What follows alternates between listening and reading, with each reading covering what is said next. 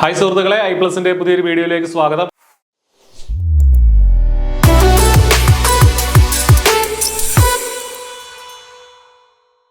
അപ്പോൾ നമ്മൾ ഇന്ന് ഡിസ്കസ് ചെയ്യുന്നത് welding codes and standards, WPS and PQR എന്നുള്ള ആ ഒരു ടോപ്പിക്കാണ്.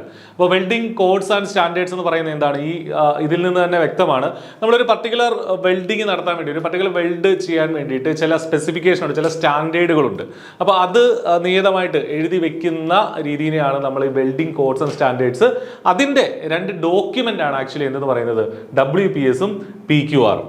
വെൽഡിംഗ് പ്രൊസീജിയർ സ്പെസിഫിക്കേഷനും പെർഫോമൻസ് ക്വാളിറ്റി റെക്കോർഡും. അപ്പോൾ പ്രൊസീജിയർ ക്വാളിഫിക്കേഷൻ റെക്കോർഡ് ഇതാണ് welding procedure specification, procedure qualification record. അത് നമ്മൾ താഴോട്ട് പോകുമ്പോൾ ഡീറ്റെയിൽഡ് ആയിട്ട് പഠിക്കും. അപ്പോൾ WPS-ഉം PQR-ഉം രണ്ട് ഡോക്യുമെന്റുകളാണെന്ന് മനസ്സിലാക്കുക. ഒരു വെൽഡ് നമുക്ക് ഉദ്ദേശിക്കുന്ന രീതിയിൽ, ഒരു പർട്ടിക്കുലർ ജോബിന് ആപ്ലിക്കബിൾ ആയിട്ടുള്ള രീതിയിൽ ആ വെൽഡ് സ്പെസിഫൈ ചെയ്യുന്നതിന് അല്ലെങ്കിൽ ആ സ്റ്റാൻഡേർഡ് പ്രൊസീജിയർ എഴുതി വെക്കുന്ന ആ ഡോക്യുമെന്റിനെയാണ് നമ്മൾ WPS അല്ലെങ്കിൽ PQR എന്ന് പറയുന്നത്. ഏതാണ്ട് ഇതുപോലെ രണ്ട് പേപ്പറുകളായിരിക്കും. ഇത് WPS ഇവിടെ കാണിച്ചിരിക്കുന്നത്, വെൽഡിംഗ് പ്രൊസീജിയർ സ്പെസിഫിക്കേഷൻ, വെൽഡിംഗ് കോഡും അതുപോലെ ജോയിന്റ്, അതുപോലെ അതിന്റെ മറ്റ് പാരാമീറ്റേഴ്സ് ഒക്കെ ഇവിടെ നമുക്ക് കാണാനായിട്ട് സാധിക്കും. ഓക്കെ, ഇനി നമുക്ക് നോക്കാം. Welding procedure specification WPS and procedure qualification record. ഇത് ഇമ്പോർട്ടൻ്റ് ആണ്. എന്താണ് ഈ ഒരു ഫുൾ ഫോം ഇമ്പോർട്ടൻ്റ് ആണ്. WPS എന്ന് പറഞ്ഞാൽ എന്താണ്? Welding procedure specification. അതേപോലെ PQR എന്ന് പറഞ്ഞാൽ എന്താണ്? Procedure qualification record. അപ്പോൾ ഇത് രണ്ടും are both required documents that ensure welds meet a standard. അപ്പോൾ വെൽഡിങ് ഒരു പർട്ടിക്കുലർ സ്റ്റാൻഡേർഡിലാണ് നടക്കുന്നത് എന്ന് ഉറപ്പുവരുത്തുന്നത് ഈ രണ്ട് ഡോക്യുമെന്റുകളാണ്.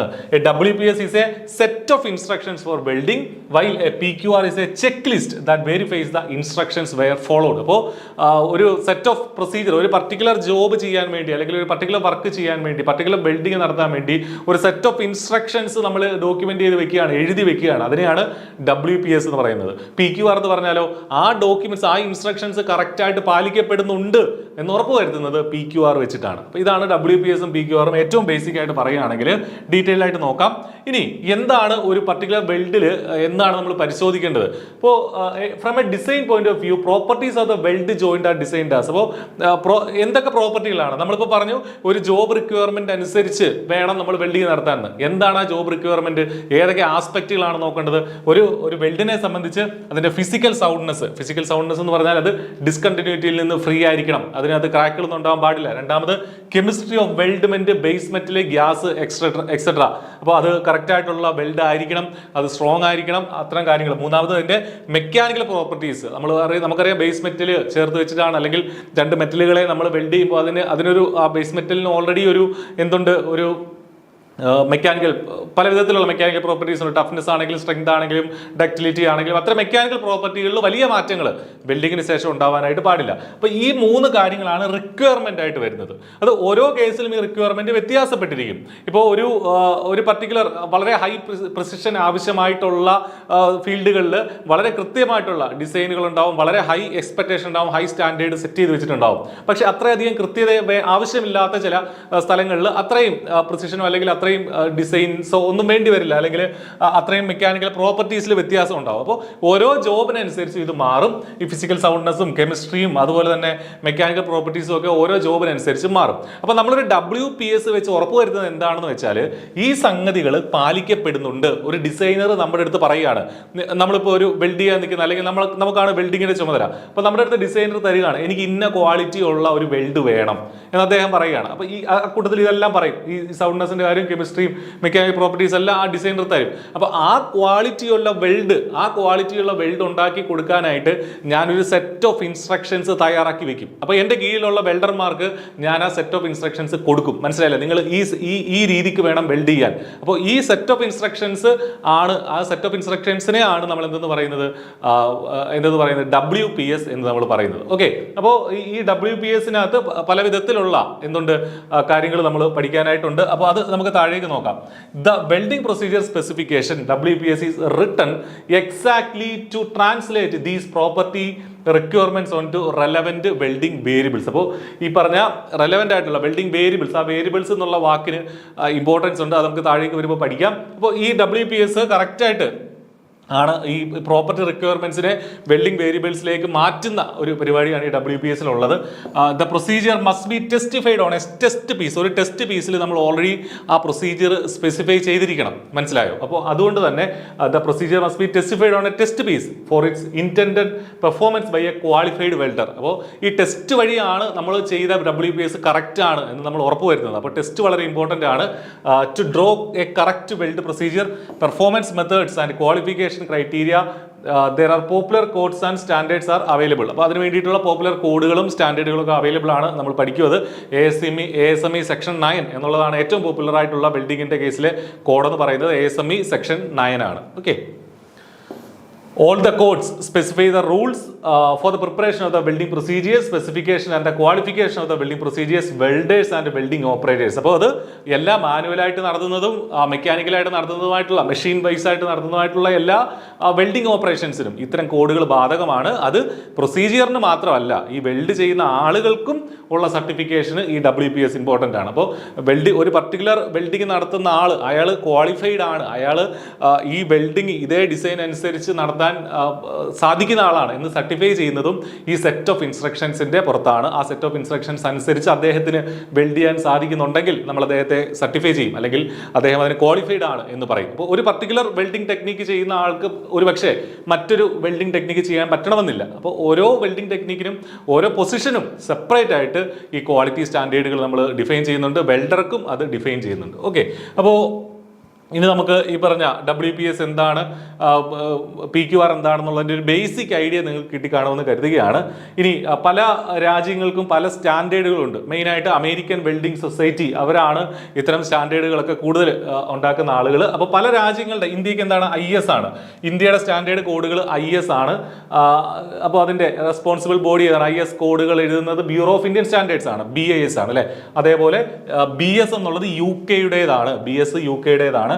ANSI, AWS, ASME, API, എയിൽ തുടങ്ങുന്ന ഇത്രയും കോഡുകളും USA-യുടേതാണ്, അമേരിക്കയുടേതാണ്, US-ന്റെ ആണെന്ന് ഓർക്കുക. അതിന് കറസ്പോണ്ടിങ് ആയിട്ടുള്ള വെൽഡിംഗ് സൊസൈറ്റി അല്ലെങ്കിൽ റെസ്പോൺസിബിൾ ബോഡീസ് മാറ്റമുണ്ട് ഓരോ കോഡിനും. പിന്നെ DIN എന്നുള്ളത് ജർമ്മനിയുടെയാണ്, JAS എന്നുള്ളത് ജപ്പാന്റെയാണ് എന്നുള്ള കാര്യങ്ങളും മനസ്സിലാക്കിയിരിക്കുക. ജസ്റ്റ് ഇതൊന്ന് നോക്കി വെച്ചാൽ മതി, ഇത് അങ്ങനെ ചോദിക്കാറൊന്നുമില്ല. There is also the international organisation for standardisation, അത് ISO ഉണ്ട്. ഈ ISO-യുടെ കോഡുകളും ഇതിൽ ആപ്ലിക്കബിൾ ആണ്. കാരണം ഇന്റർനാഷണൽ ട്രേഡുകളെ സംബന്ധിച്ച് ഇതിപ്പോൾ അതത് രാജ്യങ്ങളിൽ ഒരു പക്ഷേ ഇത്തരം കോഡുകളാകാം നടപ്പിൽ വരുത്തുക. പക്ഷേ ഇന്റർനാഷണൽ ട്രേഡുകളിലേക്ക് പോകുമ്പോൾ നമുക്കറിയാം കോമൺ ആയിട്ടുള്ള കോഡുകൾ വേണം. അതാണ് ISO സ്പെസിഫൈ ചെയ്യുന്നത്. International organisation for standardization, ISO അത് സ്പെസിഫൈ ചെയ്യുന്നുള്ളതാണ് മനസ്സിലാക്കേണ്ടത്. ഇനി അമേരിക്കൻ വെൽഡിംഗ് സൊസൈറ്റി ഇതുമായി ബന്ധപ്പെട്ട് കുറേ ഡോക്യുമെന്റ്സ് പബ്ലിഷ് ചെയ്യാറുണ്ട്. അതിൽ കുറച്ചെണ്ണമാണ് വെൽഡിംഗ് പ്രൊസീജിയർ ക്വാളിഫിക്കേഷൻ. പേര് സൂചിപ്പിക്കുന്നത് പോലെ തന്നെ നമ്മൾ വെൽഡ് ചെയ്തിരിക്കുന്ന അല്ലെങ്കിൽ നമ്മൾ എഴുതി വെച്ചിരിക്കുന്ന പ്രൊസീജിയർ കറക്റ്റ് ആണ് എന്നുള്ളതിൻ്റെ സർട്ടിഫിക്കേഷനാണ് ഈ വെൽഡിംഗ് പ്രൊസീജിയർ ക്വാളിഫിക്കേഷൻ എന്ന് പറയുന്നത്. A welding procedure qualification is the test to prove that the properties of a weld to withstand the service conditions as designed for particular specific, നമ്മൾ ഉദ്ദേശിക്കുന്ന പർപ്പസിന് നമ്മൾ എഴുതി വെച്ചിരിക്കുന്ന ആ പ്രൊസീജിയർ ആപ്റ്റ് ആണ്, അത് ക്വാളിഫൈഡ് ആണ് എന്നുള്ളതാണ് വെൽഡിംഗ് പ്രൊസീജിയർ ക്വാളിഫിക്കേഷൻ. രണ്ടാമത് വെൽഡർ പെർഫോമൻസ് ക്വാളിഫിക്കേഷൻ. നേരത്തെ പറഞ്ഞതുപോലെ ഒരു പർട്ടിക്കുലർ പ്രൊസീജിയർ ഒരു വെൽഡർക്ക് ചെയ്യാൻ പറ്റും എന്നുള്ളതിൻ്റെ സർട്ടിഫിക്കേഷൻ ആണ് വെൽഡർ പെർഫോമൻസ് ക്വാളിഫിക്കേഷൻ എന്ന് പറയുന്നത്. This performance qualification is always done in accordance with a qualified weld procedure specification. അപ്പോൾ രണ്ട് കാര്യങ്ങളുണ്ട്, വെൽഡർ പെർഫോമൻസ് ക്വാളിഫിക്കേഷനും ഉണ്ട്, വെൽഡിംഗ് പ്രൊസീജിയർ ക്വാളിഫിക്കേഷനും ഉണ്ട്. ഇതെല്ലാം ഈ അമേരിക്കൻ വെൽഡിംഗ് സൊസൈറ്റിയുടെ ഡോക്യുമെന്റേഷനിൽ ഉള്ളതാണ്. പ്രധാനമായിട്ട് നമുക്ക് പഠിക്കാനുള്ളത് വെൽഡ് പ്രൊസീജിയർ സ്പെസിഫിക്കേഷൻ. നമ്മൾ ഇത്ര നേരം പറഞ്ഞതാണ് വെൽഡ് പ്രൊസീജിയർ സ്പെസിഫിക്കേഷൻ അല്ലെങ്കിൽ welding procedure specification, WPS. Okay, ഇനി നമുക്ക് ഈ WPS പറയുന്നതിന് മുന്നേ നമുക്കൊന്ന് നോക്കാം ഇതെങ്ങനെയാണ് ഈ WPS എഴുതുന്നത് എന്നുള്ള കാര്യത്തെക്കുറിച്ച് നമുക്കൊന്ന് ചെക്ക് ചെയ്യാം. ഓക്കെ, അപ്പോൾ WPS നമുക്കറിയാം വെൽഡിംഗ് പ്രൊസീജിയർ സ്പെസിഫിക്കേഷൻ എന്നുള്ളതാണ് WPS കൊണ്ട് ഉദ്ദേശിക്കുന്നത്. WPS welding procedure specification. Okay,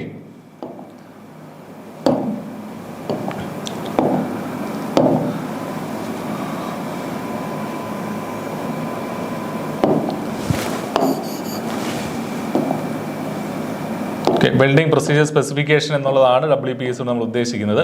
അപ്പോൾ എങ്ങനെയാണ് ഈ ഒരു വെൽഡിംഗ് പ്രൊസീജിയർ സ്പെസിഫിക്കേഷൻ എഴുതുന്നത് എന്നുള്ളത് നമുക്കൊന്ന് ചെക്ക് ചെയ്യാം. Okay, WPS welding procedure specification എങ്ങനെയാണ് ഓരോ വെൽഡിൻ്റെ കേസിൽ എഴുതുന്നത്. അപ്പോൾ നിങ്ങൾക്ക് ഇത് കാണുമ്പോൾ ഒരു ധാരണ ഉണ്ടാവും. അപ്പോൾ ആദ്യം നമ്മുടെ കയ്യിൽ ഒരു ജോബ് റിക്വയർമെൻറ്റ് തരും. ജോബ് റിക്വയർമെൻറ്റ് ഉണ്ടാവും അല്ലേ. അപ്പോൾ ഇത് നമ്മൾ ഈ ജോബ് റിക്വയർമെന്റ് എന്നുള്ളത് എവിടെ നിന്ന് വരുന്നതാ? നമ്മളോട് ഡിസൈനർ ആവശ്യപ്പെടുന്നതാണ്. ഇന്ന ക്വാളിറ്റിയിൽ ഇന്ന രീതിയിലുള്ള വെൽഡ് വേണം നമുക്ക് എന്നുള്ളത് ജോബ് റിക്വയർമെന്റ് ആണ്. അതാണ് ജോബ് റിക്വയർമെന്റ്.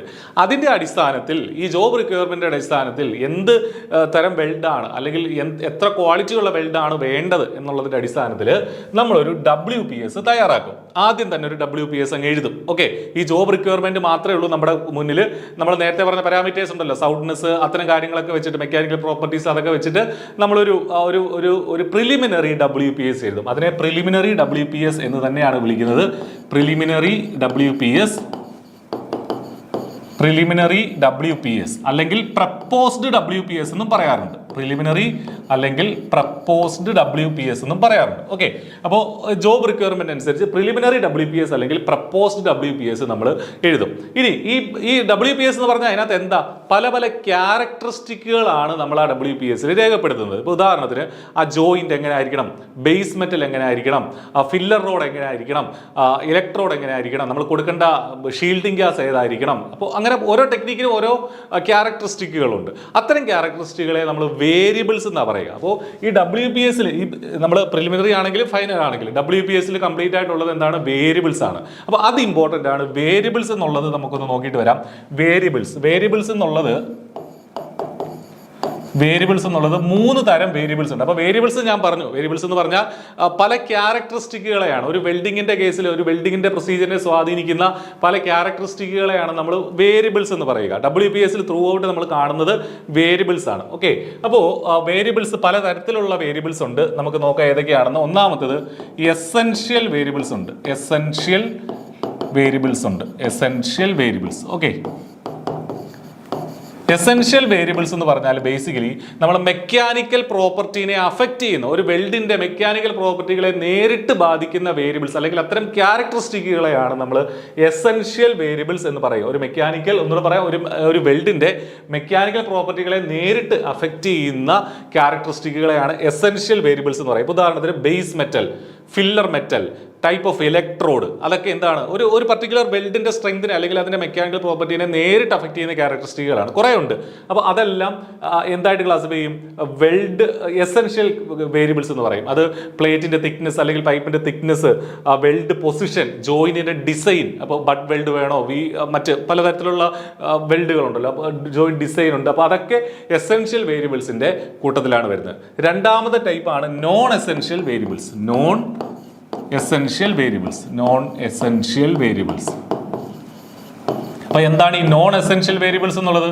അപ്പോൾ എസെൻഷ്യൽ വേരിയബിൾസ് എന്ന് പറഞ്ഞാൽ അതിന്റെ മെക്കാനിക്കൽ പ്രോപ്പർട്ടീസിനെ, നമ്മുടെ ഒരു വെൽഡിന്റെ മെക്കാനിക്കൽ പ്രോപ്പർട്ടീസിനെ സ്വാധീനിക്കുന്ന ക്യാരക്ടറിസ്റ്റിക്കുകളെയാണ് എസെൻഷ്യൽ വേരിയബിൾസ് എന്ന് പറയുക. നോൺ എസെൻഷ്യൽ വേരിയബിൾ എന്ന് പറഞ്ഞാൽ അതിനെ സ്വാധീനിക്കാത്തത്, അതായത് നേരിട്ട് അതിന്റെ മെക്കാനിക്കൽ പ്രോപ്പർട്ടീസിനെ സ്വാധീനിക്കാത്ത തരമുള്ള ക്യാരക്ടറിസ്റ്റിക് ഉണ്ട്. ഉദാഹരണത്തിന് ട്രാവൽ സ്പീഡ്, ആർക്ക് ലെങ്ത്, ഇലക്ട്രോഡിന്റെ ആംഗിൾ, അതൊക്കെ എന്താണ്, നോൺ എസെൻഷ്യൽ വേരിയബിൾസ് ആണ്. അപ്പോൾ അതാണ് നോൺ എസെൻഷ്യൽ വേരിയബിൾസ് എന്നുള്ള രീതിയിൽ നമ്മൾ പറയുന്നത്. ഇതും WPSൽ എഴുതും. ഇതൊക്കെ സ്പെസിഫൈ ചെയ്യണം, WPSൽ നമ്മൾ സ്പെസിഫൈ ചെയ്യണം. മൂന്നാമതൊരു കൂട്ടരുണ്ട് സപ്ലിമെന്ററി എസെൻഷ്യൽ വേരിയബിൾ.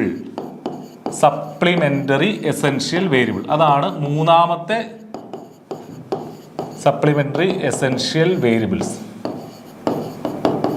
ഇതാണ് മൂന്നാമത്തെ എന്തെന്ന് പറയുന്നത്, ക്ലാസിഫിക്കേഷൻ എന്ന് പറയുന്നത്. അപ്പോൾ എസെൻഷ്യൽ വേരിയബിൾ ഉണ്ട്, നോൺ എസെൻഷ്യൽ വേരിയബിൾ ഉണ്ട്, സപ്ലിമെന്ററി എസെൻഷ്യൽ വേരിയബിൾ ഉണ്ട്. എന്താണ് ഈ സപ്ലിമെന്ററി എസെൻഷ്യൽ വേരിയബിൾ എന്ന് പറഞ്ഞാൽ?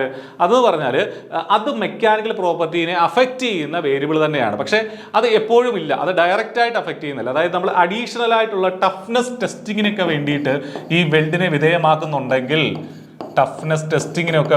ഈ വെൽഡിനെ വിധേയമാക്കുന്നുണ്ടെങ്കിൽ അത്തരം കേസുകളിൽ മെക്കാനിക്കൽ പ്രോപ്പർട്ടീസിനെ അഫക്റ്റ് ചെയ്യുന്ന കുറച്ച് ക്യാരക്ടറിസ്റ്റിക് കൂടെ കടന്നു വരും. അതിനെയാണ് നമ്മൾ എന്ന് പറയുന്നത് ടഫ്നെസ്, ഈ പറഞ്ഞ സപ്ലിമെന്ററി എസെൻഷ്യൽ വേരിയബിൾ എന്ന് പറയുന്നത്. ഇപ്പോൾ ബേസ് മെറ്റൽ ഗ്രൂപ്പ് അല്ലെങ്കിൽ ഫില്ലർ റോഡ് ഗ്രൂപ്പ് എന്നൊക്കെ പറയുന്ന കുറച്ച് സംഗതികളുണ്ട്.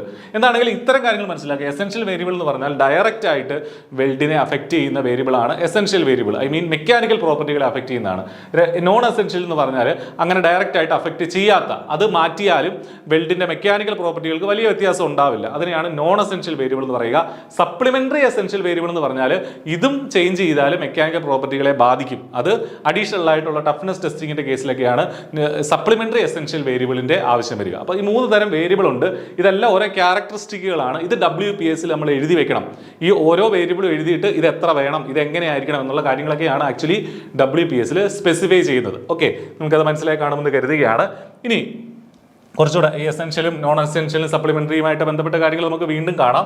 അപ്പോൾ നമ്മൾ WPS എഴുതാൻ പോവുകയാണ്. അപ്പോൾ പ്രിലിമിനറി WPS എഴുതി അല്ലെങ്കിൽ പ്രപ്പോസ്ഡ് WPS എഴുതി. അതിനകത്ത് ഈ പറഞ്ഞ വേരിയബിൾസ് എല്ലാം ഇൻക്ലൂഡ് ചെയ്യണം. എസെൻഷ്യലും നോൺ എസെൻഷ്യലും സപ്ലിമെന്ററി എസെൻഷ്യലും ഒക്കെ നമ്മൾ ഇൻക്ലൂഡ് ചെയ്തു. അതിനുശേഷം നമ്മൾ എന്ത് ചെയ്യും? അപ്പോൾ WPS അതിനെ പ്രിലിമിനറി WPS എന്ന് പറയുക. അത് സെറ്റായി കഴിഞ്ഞ് കഴിഞ്ഞാൽ നമ്മൾ ഉടനെ പിന്നെ ഒരു ടെസ്റ്റ് കൂപ്പൺ എടുക്കും. Test coupon. അപ്പോൾ ടെസ്റ്റ് കൂപ്പൺ എന്ന് പറഞ്ഞാൽ വേറൊന്നുമില്ല, ഒരു മെറ്റൽ പീസാണ്. ഒരു മെറ്റൽ പീസാണ് നമ്മൾ ടെസ്റ്റ് നടത്താൻ ഉദ്ദേശിക്കുന്ന ഒരു മെറ്റൽ പീസിനെയാണ് ടെസ്റ്റ് കൂപ്പൺ എന്ന് ഉദ്ദേശിക്കുന്നത്. ഓക്കെ, അപ്പോൾ ആ ഒരു ടെസ്റ്റ് കൂപ്പൺ നമ്മൾ എടുക്കും.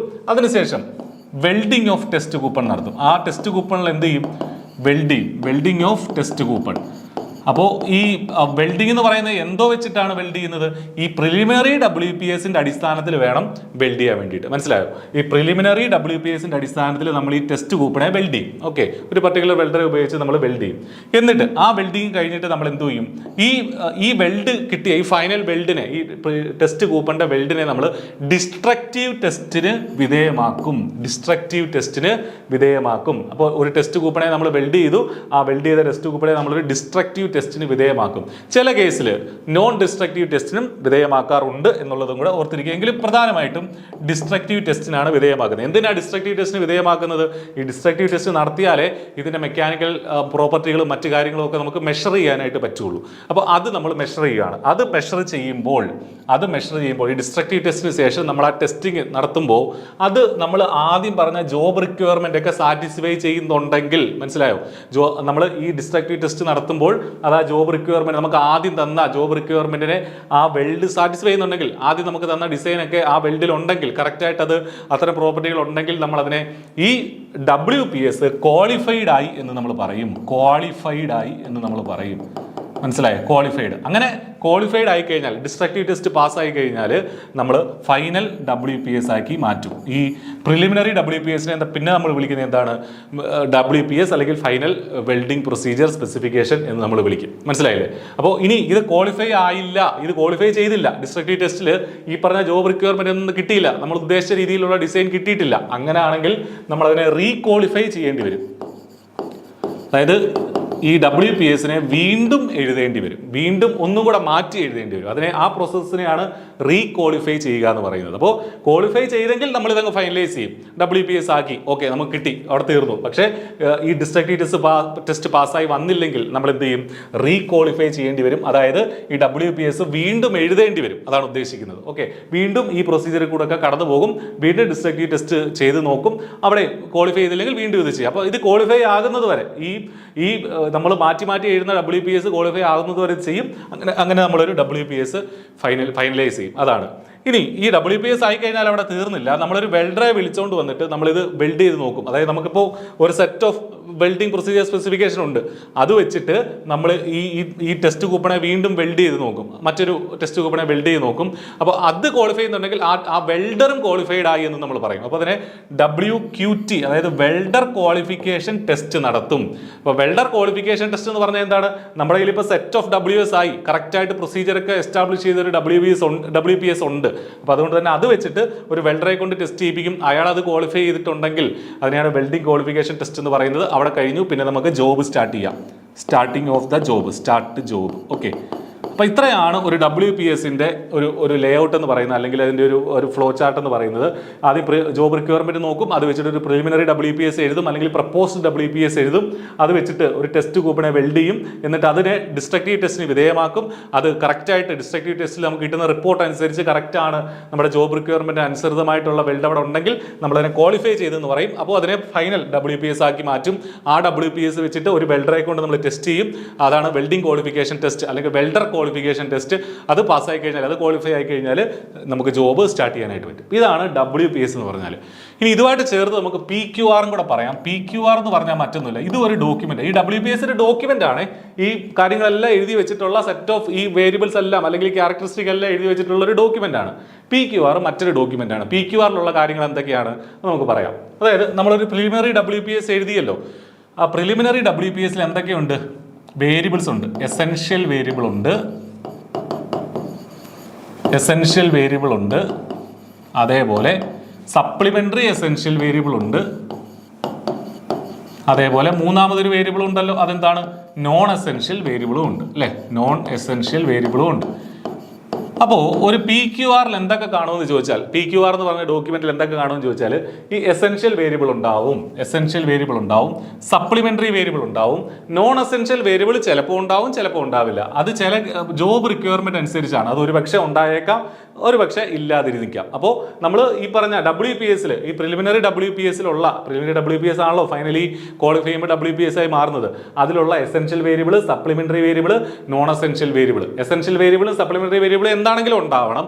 നോൺ എസെൻഷ്യൽ വേരിയബിൾ ചിലപ്പോൾ ഉണ്ടായേക്കാം, ചില കേസിലുണ്ട്. അത് ജോബ് റിക്വയർമെന്റ് അനുസരിച്ച് മാറിക്കൊണ്ടിരിക്കും. ഈ 3 കാര്യങ്ങൾ PQR-ൽ ഉണ്ടാവും. ഈ വേരിയബിൾ എന്ന് പറയുന്നത്, എസെൻഷ്യൽ വേരിയബിൾ എന്ന് പറയുന്നത് പലപ്പോഴും മാറാം. അതായത് ഒരു പർട്ടിക്കുലർ കേസിൽ എസെൻഷ്യൽ വേരിയബിൾ, മറ്റൊരു വെൽഡിംഗ് ടെക്നിക്കിന്റെ കേസിൽ അത് നോൺ എസെൻഷ്യൽ വേരിയബിളായി മാറും. മനസ്സിലായില്ലേ? ചില കേസിൽ അത് സപ്ലിമെന്ററി എസെൻഷ്യൽ വേരിയബിളായി മാറും. അപ്പോൾ അത് ഫിക്സഡ് അല്ല. ഈ പറഞ്ഞ എസെൻഷ്യൽ വേരിയബിൾ ഒന്നും ഫിക്സഡ് അല്ല, ഓരോ കേസിനനുസരിച്ച്. അതുകൊണ്ടാണ് അതിനെ വേരിയബിൾ എന്ന് തന്നെ പറയുന്നത്. അതിങ്ങനെ വേരി ചെയ്തുകൊണ്ടേയിരിക്കും കേട്ടോ. എസെൻഷ്യൽ ആകാം, നോൺ എസെൻഷ്യൽ ആകാം. അപ്പോൾ ഓരോ പർട്ടിക്കുലർ WPS-നും കറസ്പോണ്ടിങ് ആയിട്ട് PQR ഉണ്ടായിരിക്കണം. അത് വെച്ചിട്ടാണ് നമ്മൾ ഡിസൈഡ് ചെയ്യുന്നത്. അപ്പോൾ ഈ 3 കാര്യങ്ങൾ ഇതിലുണ്ടാവും. ചിലപ്പോൾ നോൺ എസെൻഷ്യൽ ഉണ്ടാവില്ല. പ്ലസ് പിന്നെ ഈ PQR-ലുള്ളത് എന്താണെന്ന് ചോദിച്ചാൽ, നമ്മൾ ഈ ഡിസ്ട്രക്റ്റീവ് ടെസ്റ്റ് ചെയ്യുമല്ലോ, ഡിസ്ട്രക്റ്റീവ് ടെസ്റ്റ് ചെയ്യും. അതിൻ്റെ റിപ്പോർട്ടിനെ നമ്മൾ ലാബ് ടെസ്റ്റ് റിപ്പോർട്ട് എന്നാണ് വിളിക്കുക. Lab test report. ഇതും ഈ PQR-ൽ നമ്മൾ എഴുതും. ഇതെല്ലാം കൂടെ കമ്പൈൽ ചെയ്ത് വെക്കും. ഇതിനെയാണ് നമ്മൾ എന്തെന്ന് പറയുന്നത്? PQR എന്ന് പറയുന്നത്. അപ്പോൾ ഒരു PQR-ൽ എന്തൊക്കെയായിരിക്കും ഉണ്ടാവുക? Procedure qualification record. അതിൽ എന്തൊക്കെയായിരിക്കും ഉണ്ടാവുക? വേരിയബിൾസ് ഉണ്ടാവും. വേരിയബിൾസ് തന്നെ എസെൻഷ്യലും സപ്ലിമെന്ററി എന്താണെങ്കിലും ഉണ്ടാവും, നോൺ എസെൻഷ്യൽ ചിലപ്പോൾ ഉണ്ടായേക്കാം. അതിൻ്റെ കൂടെ നമ്മുടെ ഡിസ്ട്രക്റ്റീവ് ടെസ്റ്റ് വഴി കിട്ടിയ ലാബ് ടെസ്റ്റിൻ്റെ റിപ്പോർട്ടും ഉണ്ടാവും. ഇതെല്ലാം കൂടെ കമ്പൈൽ ചെയ്ത് ഒരൊറ്റ ഡോക്യുമെൻ്റ് ആക്കും. അതിനെയാണ് PQR എന്ന് പറയുന്നത്. അപ്പോൾ ഈ PQR വെച്ച് നമുക്ക് അറിയാൻ പറ്റും ഇവർ ഒരു പർട്ടിക്കുലർ വെൽഡ് നോക്കിക്കഴിഞ്ഞാൽ PQR സാറ്റിസ്ഫൈ ചെയ്തിട്ടുണ്ടോ എന്ന് നമുക്ക് ചെക്ക് ചെയ്യാനായിട്ട് പറ്റും. ഓക്കെ, ഇപ്പോൾ WPS-ഉം PQR-ൻ്റെ ഒരു ഏകദേശ ഐഡിയ ആണ് ഞാനിവിടെ പറഞ്ഞത്. ഇനി നിങ്ങൾക്ക് ഈ നോട്ട്സ് വായിച്ച് നോക്കിയാൽ കൃത്യമായിട്ട് ഈ കാര്യങ്ങൾ പിടികിട്ടേണ്ടതാണ്. Okay, weld procedure qualification WPS is deemed to have been qualified if through tests that are conducted on the weld test coupon. നമ്മൾ വെൽഡ് ടെസ്റ്റ് കൂപ്പണിൻ്റെ കാര്യമൊക്കെ പറഞ്ഞു. Meeting the requirements of the acceptance criteria. ഇനി acceptance criteria നമ്മൾ നേരത്തെ പറഞ്ഞ acceptance criteria അല്ലെങ്കിൽ job requirement അനുസരിച്ച് accept criteria and specification format may vary depending on the code of design and manufacturer. അപ്പോൾ മാനുഫാക്ചറർ അനുസരിച്ചും ഡിസൈൻ കോഡ് അനുസരിച്ചും ഈ അക്സെപ്റ്റൻസ് ക്രൈറ്റീരിയ മാറും. The tests that are carried out on the weld test coupon are destructive test. അപ്പോൾ അത് പ്രത്യേകം ഓർക്കുക. Usually destructive test ആണ് നമ്മൾ ഈ WPS ചെയ്യാൻ വേണ്ടിയിട്ടുള്ള, WPS എഴുതാൻ വേണ്ടിയിട്ടുള്ള നമ്മൾ ടെസ്റ്റ് പ്രിപ്പയർ ചെയ്യുന്ന ടെസ്റ്റ് കൂപ്പണിൽ നടത്തുന്ന ഡിസ്ട്രക്റ്റീവ് ടെസ്റ്റുകളാണ്. And they help to evaluate the mechanical properties of the weldment carried out in accordance with the WPS അനുസരിച്ച് തന്നെ ആണോ മെക്കാനിക്കൽ പ്രോപ്പർട്ടികൾ നമുക്ക് കിട്ടിയത് എന്നുള്ളത് ഇത് വെച്ചിട്ട് നമുക്ക് ടെസ്റ്റ് ചെയ്യാനായിട്ട് പറ്റും. The result of this qualification are generally recorded. അതായത് in a format and this is usually referred as procedure qualification record. അപ്പോൾ ഈ ഒരു ടെസ്റ്റിന്റെ റിസൾട്ട് നമ്മൾ PQR-ൽ എഴുതും എന്നുള്ളത് ഓർക്കുക. Thus for every WPS there must be at least one PQR. ഓരോ WPS-നും ഒരു PQR എങ്കിലും ഉണ്ടായിരിക്കണം. ഒന്നിലധികം PQR വേണമെങ്കിലും ഉണ്ടാകാം. A performance qualification is generally done to evaluate the performance of a welder on a welding operation. It is done to evaluate the അതിനുശേഷം ഞാൻ നേരത്തെ പറഞ്ഞ വെൽഡറിന്റെ പെർഫോമൻസ് അല്ലെങ്കിൽ ആ വെൽഡിംഗ് ഓപ്പറേഷൻ നടത്താൻ അദ്ദേഹത്തിന് അറിയാമോ എന്നുള്ളതും കൂടെ നമ്മൾ ചെക്ക് ചെയ്യാറുണ്ട്. ക്വാളിറ്റി വെൽഡ് കിട്ടാൻ വേണ്ടിയിട്ടാണ്. As this is done to a WPS which has already been qualified, most courts of the practice generally permit the evaluation to be done using non destructive test. അതായത് ഒരു തവണ welder qualify ആയി കഴിഞ്ഞാൽ പിന്നീട് നമുക്ക് non destructive test വെച്ചിട്ടും നമുക്ക് എന്ത് ചെയ്യാം, വേണമെങ്കിൽ ടെസ്റ്റ് ചെയ്യാം എന്നുള്ളതാണ് ഇവിടെ പറഞ്ഞിരിക്കുന്നത്. ഞാൻ നേരത്തെ പറഞ്ഞിരുന്നു. Welders and operators who fulfill the requirements are deemed to be certified for welding for a specific WPS. അപ്പോൾ അത് ഇമ്പോർട്ടൻ്റ് ആണ്. ഒരു WPS എഴുതി ആ WPSന് ഒരു വെൽഡർ ക്വാളിഫൈ ചെയ്താൽ അയാൾ മറ്റൊരു WPSന് ക്വാളിഫൈഡ് ആവണമെന്ന് അർത്ഥമില്ല. അപ്പോൾ ഓരോ WPSന് സെപ്പറേറ്റ് ആയിട്ട് തന്നെ നമ്മൾ ടെസ്റ്റ് നടത്തി വെൽഡേഴ്സിനെ ക്വാളിഫൈ ആക്കേണ്ടതായിട്ടുണ്ട്. ഇനി ഇതൊക്കെ പറയുന്ന സെക്ഷൻസ് ഏതൊക്കെയാണ്? ASME സെക്ഷൻ നോക്കിയാൽ സെക്ഷൻ 9, ASME സെക്ഷൻ 9 വളരെ ഇമ്പോർട്ടൻ്റ് ആണ്. അതുകൂടാതെ AWS B21 API എന്നൊക്കെ പറഞ്ഞിട്ടുള്ള സെക്ഷനിലൊക്കെ ഇത് പറയുന്നുണ്ട്. യൂറോപ്യൻ സ്റ്റാൻഡേർഡ്സ് ആണെങ്കിൽ BS 2633, BS 4870, BS 4872 അതൊക്കെ യൂറോപ്യൻ സ്റ്റാൻഡേർഡ് ആണ് വെൽഡിങ്ങിൻ്റെ. അതേപോലെ ഇന്ത്യൻ സ്റ്റാൻഡേർഡ് നോക്കുകയാണെങ്കിൽ IBR chapter 13, IS 2825, IS 7307, IS 7310 ഇതൊക്കെ ഇന്ത്യൻ സ്റ്റാൻഡേർഡുകളാണെന്നുള്ളത് മനസ്സിലാക്കുക. ഇതിൽ ഇന്ത്യൻ സ്റ്റാൻഡേർഡുകൾ ഒന്ന് കണ്ടുവച്ചേക്കുക. ഓക്കെ. ഇനി weld procedure specifications, variables and logic for requalification. ഞാൻ നേരത്തെ പറഞ്ഞ വേരിയബിൾസിനെ കുറിച്ച് ഇവിടെ ഒന്നുകൂടെ ഒന്ന് എടുത്ത് പറയുന്നത് മാത്രമേ ഉള്ളൂ. A WPS weld procedure specification is a document which list out all the essential characteristics to perform a weld. അപ്പോൾ എല്ലാ എസെൻഷ്യൽ ക്യാരക്ടറിസ്റ്റിക്സും ഇതിൽ ഈ WPSൽ നമ്മൾ എഴുതി വെക്കാറുണ്ട്.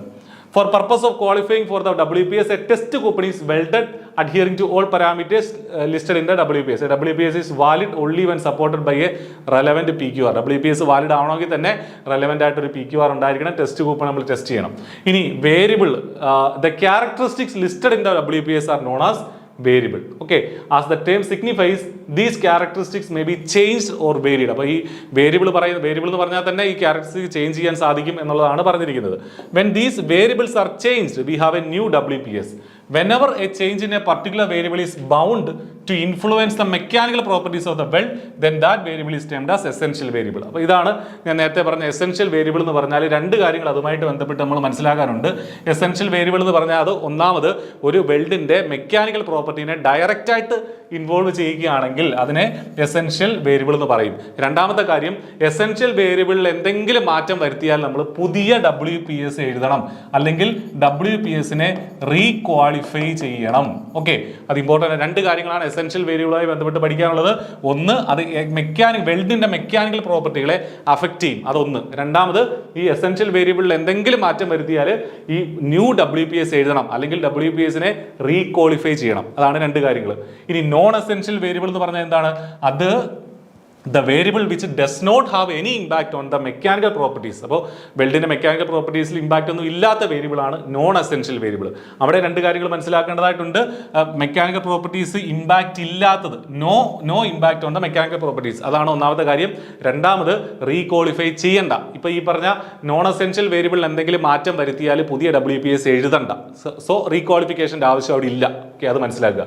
മൂന്നാമത്തതാണ്, however under certain conditions some of the variables could influence the mechanical properties of the weld. Such variables are termed as supplementary essential variables. Supplementary essential variables. അപ്പോൾ അത് supplementary essential variable നമ്മൾ മനസ്സിലാക്കേണ്ട രണ്ട് കാര്യങ്ങൾ, അത് മെക്കാനിക്കൽ പ്രോപ്പർട്ടീനെ affect ചെയ്യും. Supplementary essential variable mechanical പ്രോപ്പർട്ടീനെ അഫക്റ്റ് ചെയ്യും. പക്ഷേ അത് എസെൻഷ്യലിൽ നിന്ന് വ്യത്യാസം വരുന്നത് അത് ചില സ്പെഷ്യൽ പർപ്പസിൽ മാത്രമേ ഇത് വരുന്നുള്ളൂ, ഇത് ആപ്ലിക്കബിൾ ആവുന്നുള്ളൂ. അപ്പോൾ അത് മെക്കാനിക്കൽ പ്രോപ്പർട്ടീനെ അഫക്റ്റ് ചെയ്യും.